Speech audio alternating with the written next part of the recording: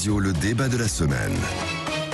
Éric Zemmour peut-il passer devant Marine Le Pen au premier tour de la présidentielle grâce au dernier ralliement qu'il a recueilli? C'est la question qu'on vous pose sur le Twitter de Sud Radio. Vous votez, vous répondez pour l'instant oui à près de 80% d'entre nous. Pour en débattre avec nous, Bruno Cotresse, bonjour à vous.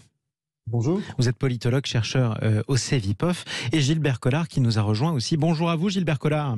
Oui, bonjour. Vous êtes député français du groupe ID au Parlement européen. Vous êtes aussi nouveau, si j'ai bien compris, président d'honneur de Reconquête, le parti d'Éric Zemmour. Oui, voilà, c'est beaucoup d'honneur que d'être président d'honneur. Effectivement. Alors Gilbert Collard, on va parler de votre ralliement Éric Zemmour dans un instant. Peut-être une première réaction sur cette agression qu'aurait subi ce député La République En Marche, Romain Gros, du côté de Perpignan? Évidente, c'est inacceptable, mais c'est très significatif de l'état de tension et de violence dans lequel le pays plonge de plus en plus. Si vous voulez, quand on porte atteinte réellement ou symboliquement à des élus, on porte atteinte à la démocratie, de la même manière que lorsque un homme politique porte atteinte à la dignité de ses concitoyens en les traitant d'emmerdés, puisqu'il veut les emmerder, c'est une atteinte aussi, quoi. Donc tout cela contribue à créer un climat délétère, qui est très très inquiétant à tous égards, parce que la violence se déplace maintenant vers une forme de ressentiment. Alors, je rappelle quand même que Marc Fesneau, dans son Histoire de France, qui est un ouvrage remarquable, range le ressentiment parmi les réactions qui suscitent des révoltes, des révolutions, des actes répréhensibles, critiquables. Donc on peut réellement s'inquiéter, condamner, c'est bien, il faut, c'est évident, bon, mais il faudrait quand même essayer aussi de déraciner cette violence. En tout cas, la tension qui règne dans ce pays. Vous avez parlé de emmerder, vous avez parlé d'Emmanuel Macron à l'instant. L'emmerdeur en chef, l'avez-vous qualifié hier? Est-ce que ce n'est pas plutôt le Rassemblement national que vous avez quitté, que vous avez l'impression d'enquiquiner comme ça?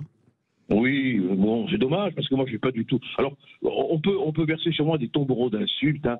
Je ne dirai rien contre Marine Le Pen et je ne dirai rien contre le Rassemblement national par politesse, par courtoisie.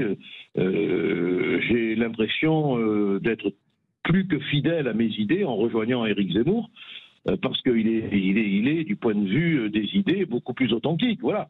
Bon, maintenant, écoutez, moi, personnellement, on peut dire de moi ce qu'on veut, je m'en fous complètement. J'ai un entraînement millénaire. Hein. Bruno Cotresse, vous êtes avec nous, vous êtes politologue, chercheur au CEVIPOF. Est-ce que vous avez été surpris par le ralliement de Gilbert Collard et Éric Zemmour?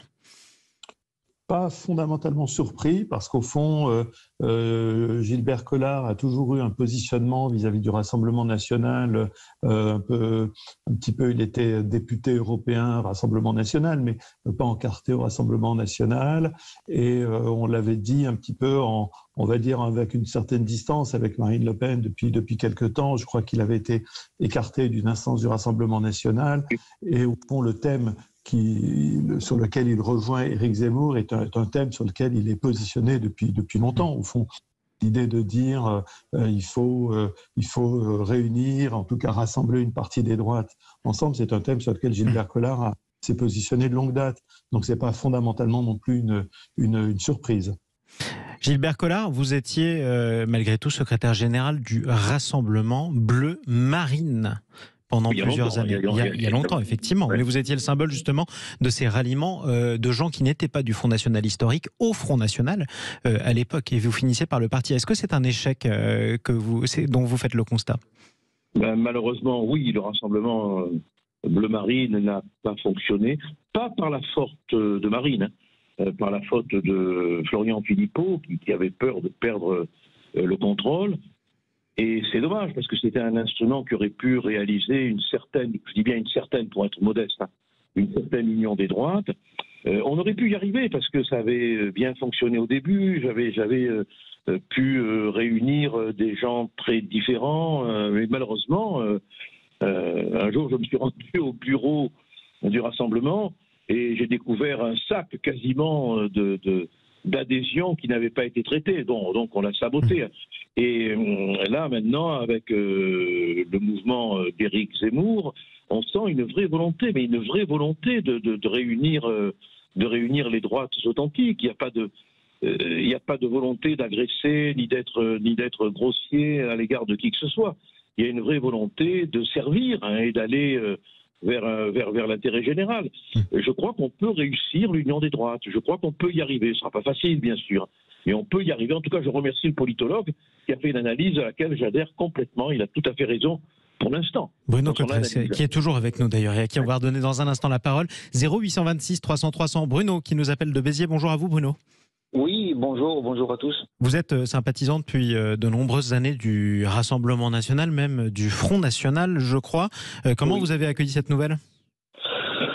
Écoutez, moi, ça me surprend un peu, contrairement aux politologues, parce que je trouve que ce comportement de ralliement n'a aucun sens. Sous prétexte d'un rassemblement, on divise encore plus et on crée de la confusion. Voilà. Maître Gilbert Collard a une fibre quand même un petit peu plus sociale de par son passé, et il me semble qu'Éric Zemmour est beaucoup plus libéral. Voilà. Après, moi, je pense que de l'eau va encore couler sous les ponts et qu'on ne peut pas savoir ce qui va se passer. Il y a 5 ans en arrière, Marine Le Pen était donnée à 35%, et elle a fait d'ailleurs 35%. Aujourd'hui, elle est à 45%. Donc je pense que sa chance est réelle, et d'où l'arrivée d'Éric Zemmour, qui ne s'est jamais caché que sa participation au premier tour pourrait assurer l'arrivée au second tour de Valérie Pécresse. D'ailleurs, la plupart des parrainages vont venir dans tous les cas des LR. Après, moi, la question aussi que je me pose, c'est comment on peut se revendiquer candidat souverainiste et identitaire quand on est soutenu par quelqu'un qui s'est enrichi grâce à la mondialisation, à savoir M. Bolloré, vous voyez. Alors donc, ça, c'est un soutien qui n'a jamais été assumé par l'homme dont vous parlez, mais qui est effectivement... Bon, question qu'on pourrait se poser, mais merci en tout cas, Bruno. Je vous en prie, merci à vous. De votre appel au 0826 300 300. Bonne nuit aussi, parce que je crois que vous travaillez de nuit, donc merci d'avoir pris le temps de nous appeler sur Sud Radio. 0826 300 300. La réponse dans un instant de Gilbert Collard à votre interrogation. Bruno Cotresse, vous parlez d'une cohérence idéologique. Quand on regardait les sondages ces derniers jours, on avait plutôt l'impression que Marine Le Pen creusait l'écart sur Éric Zemmour. Comment on explique cette vague de ralliement, puisqu'il y a eu aussi Monsieur Pelletier, Monsieur Rivière? J'y vois justement un peu un lien entre les deux. Sans doute que du côté de l'équipe de campagne d'Éric Zemmour, on a décidé de mettre les bouchées doubles et d'appuyer sur l'accélérateur en matière de ralliement, parce qu'effectivement, on voit maintenant depuis plusieurs semaines, au fond, un tassement des intentions de vote en faveur d'Éric Zemmour après la poussée fulgurante de cet automne. On est sur un tassement avec une petite tendance glissante. C'est pas plus, on n'a pas d'effondrement du tout des intentions de vote en faveur d'Éric Zemmour, et sans doute que du côté de son équipe de campagne, on essaye avec ces ralliements de relancer la campagne et surtout d'envoyer un message essentiel qui est que cette fameuse union des droites consistant à prendre des gens chez les Républicains, Guillaume Pelletier, ou prendre des gens au Rassemblement National, Gilbert Collard, va fonctionner. Alors l'auditeur, et je ne dis pas ça parce que le même prénom, a pointé un problème extrêmement important qui est la question du rapport à l'économie et au libéralisme économique. Et nous, c'est ce qu'on constate dans les données de nos enquêtes. Il y a de vraies différences. Il y a beaucoup de parallèles en matière d'une demande d'un État fort, régalien, protecteur, etc. Mais il y a de vraies différences sur l'économie, notamment l'ampleur de la protection sociale, les réductions des déficits publics et des fonctionnaires entre les électorats Valérie Pécresse et Éric Zemmour, qui sont peut-être plus proches, et celui de Marine Le Pen. Électorat avec une dimension de catégorie populaire beaucoup plus importante que pour Éric Zemmour. C'est une question justement qu'on peut vous poser. Gilbert Collard, vous étiez, il y a longtemps en tout cas, vous faisiez partie de la gauche. Éric Zemmour est moins social que Marine Le Pen. Mais, on est devenu la 7e puissance économique. Lorsqu'on est un peu gouverné par la 5e compagnie aussi. Bon. On a un endettement qui est incalculable, qui est astronomique. Et on veut continuer à croire que l'on va pouvoir, au moment même où se pose la question des retraites, il y a une dépêche de l'AFP qui est très claire là-dessus. Bon. On veut continuer à faire du social sans avoir les moyens de faire du social. C'est malhonnête. C'est malhonnête. La qualité d'Éric Zemmour, c'est qu'il dit le réel. Et cela, on ne le supporte pas. Moi, j'ai la fibre sociale, mais tant mieux. Je discute avec Éric, avec lui, je peux parler. Avec Marine, je ne pouvais pas parler. Avec Éric, on discute de l'histoire, on discute, et il entend. Et moi, je ne désespère pas de faire entendre une note sociale, mais il faudrait quand même qu'on arrive à ce constat de réalité. On est exsangue. On est exsangue. Quel appel vous lancez à vos anciens camarades du Rassemblement national aujourd'hui? Qu'ils fassent comme vous? Moi, je n'ai pas envie de faire de prosélytisme, vous comprenez. Bon, chacun fait ce qu'il veut et je respecte. Bon, les éléments de langage qui consistent à dire que Éric Zemmour veut servir de marchepied à Pécresse, c'est d'une bêtise, mais infinie, comme si on allait se battre pour aider Pécresse.